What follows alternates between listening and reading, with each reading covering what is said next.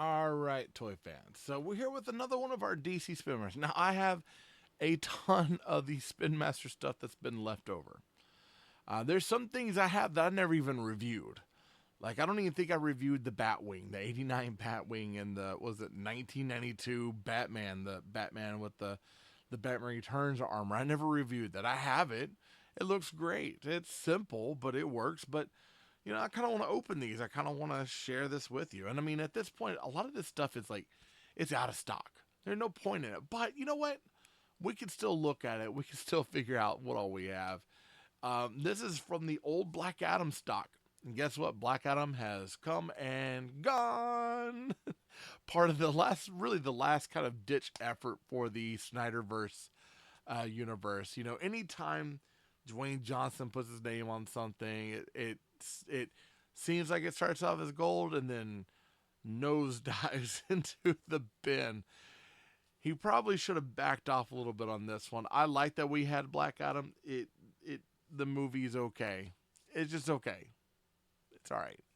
There's so many things that should have been presented just a little bit better. But hey, you know what? That's the way that sort of thing runs.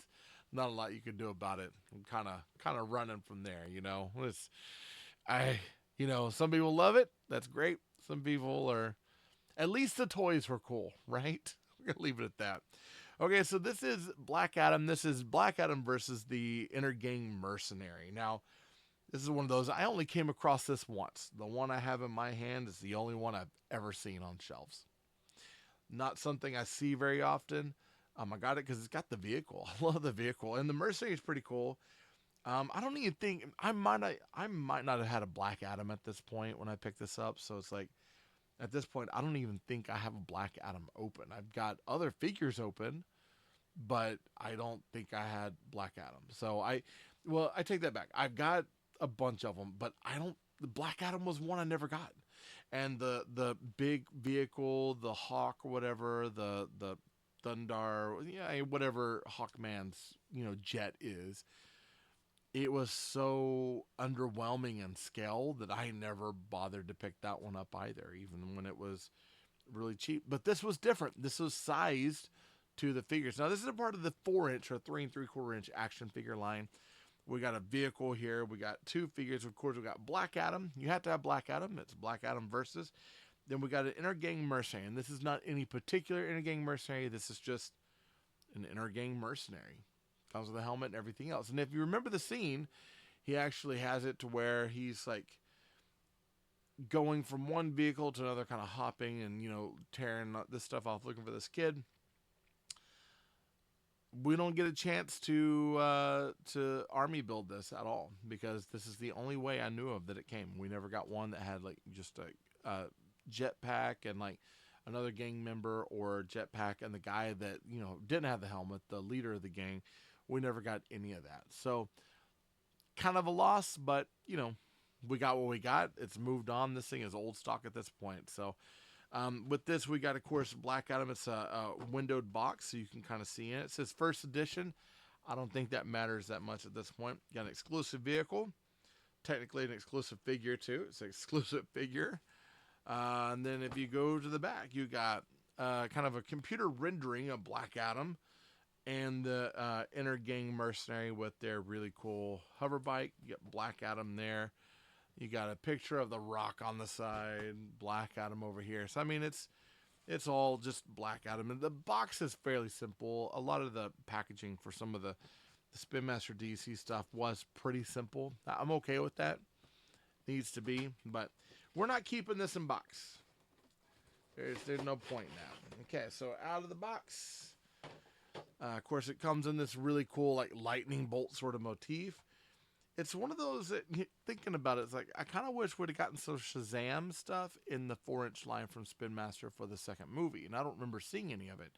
I've got Shazam stuff on my shelf, well, over there on the shelf now, it's all packed up, but I have it. It was in line the Mattel stuff with the original Aquaman, but then the Shazam 2 movie, I never saw any marketing or merchandising for it, so there was times when it seemed like we were getting things and then we weren't getting things, and Spinmaster, I think, still makes the toys for DC, but I don't feel like we have quite as much movie stuff. And, with the new Superman movie, I was like, hey, maybe they will do a whole 4-inch scale. Spin Master will pick it up. They'll do it. It never happened. Instead, we went back to Mattel. I believe that was a Mattel, yeah. And then we got a brand new scale. So it was like not even like we got a 6-inch collector scale. Great, that's nice, I guess. But then we got a 6-inch collector scale, and then for the actual toy scale, we got a brand new. It was like a 5-inch or like 4.5 or something. It was so odd, and I'm like, come on, guys, let's get our scales correct. That's one thing that kind of bugs me sometimes with scales is that McFarlane does 7-inch, G.I. Joe does 6-inch, so and so does, and I'm like, let's just figure out one scale and go with it. Now, the articulation on these, so these are the Spin Master ones. So he does have a ball hinge shoulder. He does have a hinged neck, so it just turns on the hinge. No waist articulation at all. He's got a ball hinged elbow, and it's got a nice kind of clink to it, clank clank clank. He does have this. Now this is it's a hinged, so it's a hinge on a turret. So if you want to do that, you're gonna have to turn the leg that way to get them to set.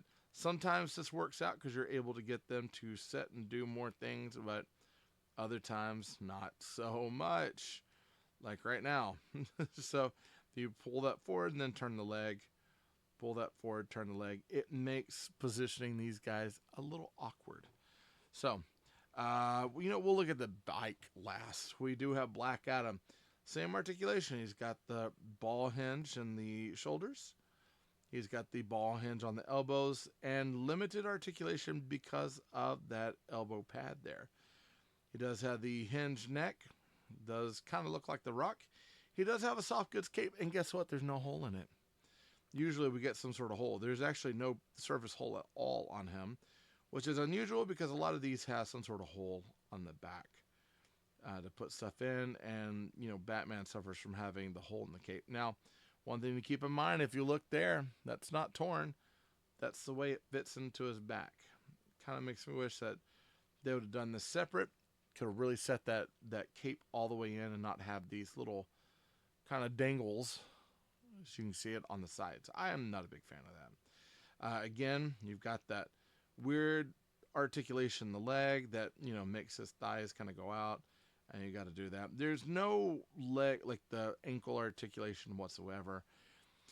Still fairly posable, just not G.I. Joe level posable, which that's okay. Again, Spinmaster, I don't even think does these lines anymore. I don't even know if they have the license for DC.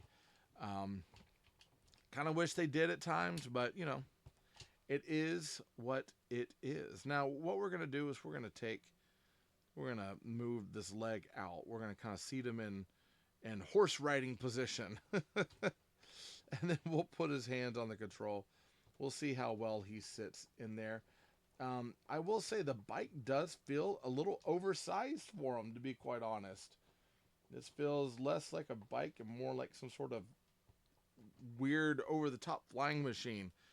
He does not sit up very well to fly this thing, and the only articulation that we have on this are these pieces right here for the wings, and that's it. The rest of this is all just a big hunk of plastic.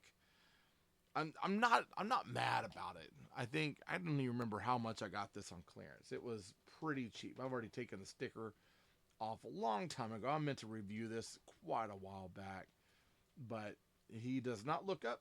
He's gonna have his face in here. There's a little bit of paint app in there as far as like maybe a red screen, some red stuff over here. You got some metallic paints. The rest of it's casted in a type of metallic plastic.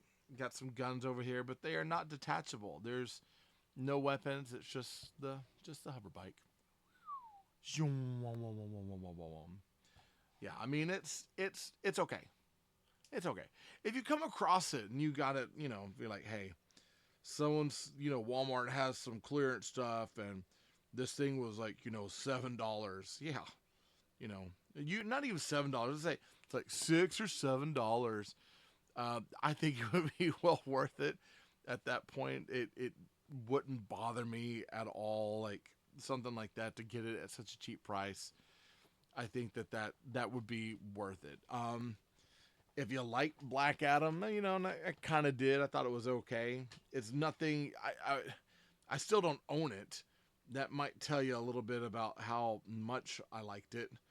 I never saw it in the theater. There's some cool stuff like the demon at the end, Henry Cavill showing up as Superman. I really enjoy all that.